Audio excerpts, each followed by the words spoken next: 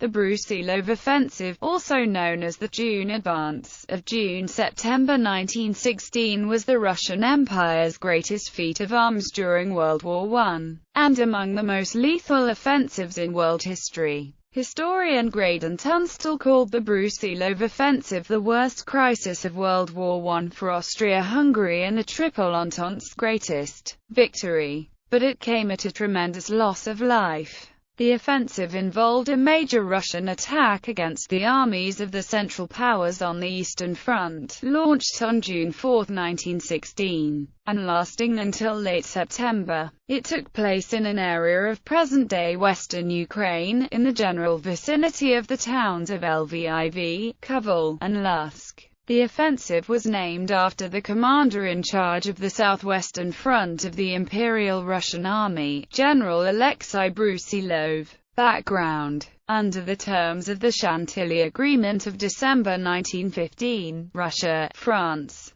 Britain and Italy committed to simultaneous attacks against the Central Powers in the summer of 1916. Russia felt obliged to lend troops to fight in France and Salonika, and to attack on the Eastern Front, in the hope of obtaining munitions from Britain and France. The Russians also initiated the disastrous Lake Narik offensive in the Vilno area, during which the Germans suffered only one-fifth as many casualties as the Russians. This offensive took place at French request, in the hope that the Germans would transfer more units to the east after their attack on Verdun. General Alexei Brusilov presented his plan to the Stavka, the Russian High Command, proposing a massive offensive by his southwestern front against the Austro-Hungarian forces in Galicia. Brusilov's plan aimed to take some of the pressure off French and British armies in France and the Italian army along the Isonzo-Front and, if possible, to knock Austria-Hungary out of the war. As the Austrian army was heavily engaged in Italy, the Russian army enjoyed a significant numerical advantage on the Galician front. Prelude. Plan Gen. Alexei Evert, commander of the Russian Western Army Group, favored a defensive strategy and was opposed to Brusilov's offensive. Tsar Nicholas II had taken personal command of the army in September 1915. Evert was a strong supporter of Nicholas and the Romanovs, but the Tsar approved Brusilov's plan. The objectives were to be the cities of Kovel and Lviv, which had been lost to the Central Powers the previous year. Although Stavka had approved Brusilov's plan, his request for supporting offensives by neighboring fronts was denied. Offensive preparations. Mounting pressure from the Western Allies caused the Russians to hurry their preparations. Brusilov amassed 4 armies totaling 40 infantry divisions and 15 cavalry divisions. He faced 39 Austrian infantry divisions and 10 cavalry divisions, formed in a row of 3 defensive lines. Although later German reinforcements were brought up, Brusilov, knowing he would not receive significant reinforcements, moved his reserves up to the front line. He used them to dig entrenchments about 300 by 90 meters along the front line. These provided shelter for the troops and hindered observation by the Austrians. The Russians secretly crept to within 91 meters of the Austrian lines and at some points as close as 69 meters. Brusilov prepared for a surprise assault along 480 kilometers of front. The Stavka urged Brusilov to considerably shorten his attacking front to allow for a much heavier concentration of Russian troops. Brusilov insisted on his plan and the Stavka relented. Breakthrough. On June 4, the Russians opened the offensive with a massive, accurate but brief artillery barrage against the Austro-Hungarian lines, with the key factor of this effective bombardment being its brevity and accuracy.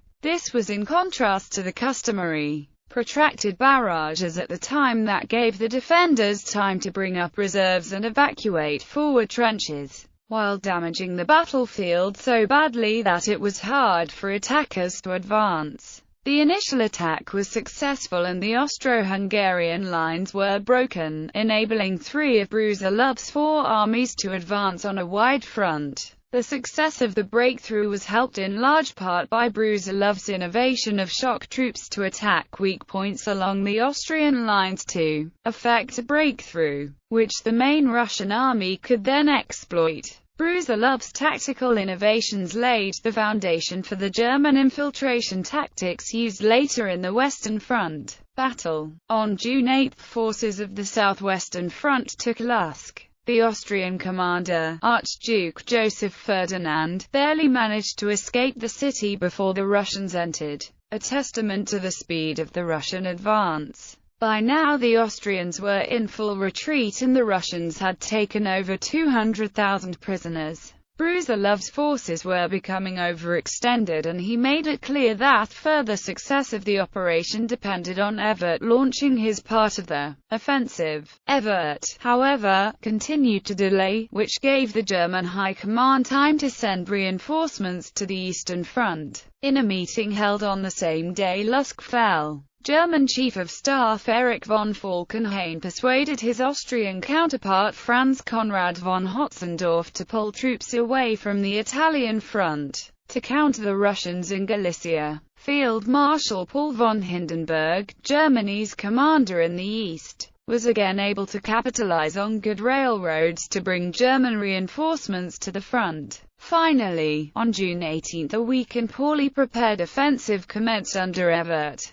On July 24, Alexander von Linsingen counterattacked the Russians south of Kovel and temporarily checked them. On July 28, Brusilov resumed his own offensive, and although his armies were short on supplies, he reached the Carpathian Mountains by September 20. The Russian High Command started transferring troops from Evert's front to reinforce Brusilov, a transfer Brusilov strongly opposed because more troops only served to clutter his front. All forces involved were reaching exhaustion and the offensive finally died down in late September and ended as Russian troops had to be transferred to help Romania, which was being overrun by Austro-Hungarian, German and Bulgarian forces. Romania had been inspired to join the war by Russia's initial success against Austro-Hungarian troops. However, they were quickly defeated and as a result enemy forces moved closer to Russia and opened a new front for Russian forces. International reactions. On the 18th of June 1916, an article entitled, "Hero of the Hour in Russia," described intimately by one who knows him well, by Brusilov's brother-in-law, Charles Johnson, appeared in the New York Times. Aftermath. Brusilov's operation achieved its original goal of forcing Germany to halt its attack on Verdun and transfer considerable forces to the east. It also broke the back of the Austro-Hungarian army, which suffered the majority of the casualties. Afterward, the Austro-Hungarian army increasingly had to rely on the support of the German army for its military successes. On the other hand, the German army did not suffer much from the operation and retained most of its offensive power afterward. The early success of the offensive convinced Romania to enter the war on the side of the Entente, though that turned out to be a bad decision since it led to the failure of the 1916 campaign. Russian casualties were considerable, numbering up to 1 million. The Brusilov Offensive is listed among the most lethal offensives in world history. The Brusilov Offensive was the high point of the Russian effort during World War I, and was a manifestation of good leadership and planning on the part of the Imperial Russian Army. The Brusilov Offensive, commanded by Brusilov himself, went very well, but the overall campaign, for which Brusilov's part was only supposed to be a distraction, because of Evert's failures, became tremendously costly for the Imperial Army, and after the offensive, it was no longer able to launch another on the same scale. Many historians contend that the casualties that the Russian army suffered in this campaign contributed significantly to its collapse the following year. The operation was marked by a considerable improvement in the quality of Russian tactics. Brusilov used smaller, specialized units to attack weak points in the Austro-Hungarian trench lines and blow open holes for the rest of the army to advance into. These were a remarkable departure from the human wave attacks that had dominated the strategy of all the major armies until that point during World War I. Ever used conventional tactics that were to prove costly and indecisive, thereby costing Russia its chance for a victory in 1916. The irony was that other Russian commanders did not realize the potential of the tactics that Brusilov had devised. After seeing the success of these new tactics, similar tactics began to be used on the Western Front by the French and Germans, who utilized stormtroopers to great effect in the 1918 offensive, and slightly later the British. Although given the higher force-space ratio in the West, much greater concentration of artillery fire was needed to make progress. Shock tactics were later to play a large role in the early German blitzkrieg offensives of World War II and the later attacks by the Soviet Union and the Western Allies to defeat Germany, and continued until the Korean War and the First Indochina War. This helped to end the era of mass trench warfare in all but a few nations, mostly of them localized in Africa.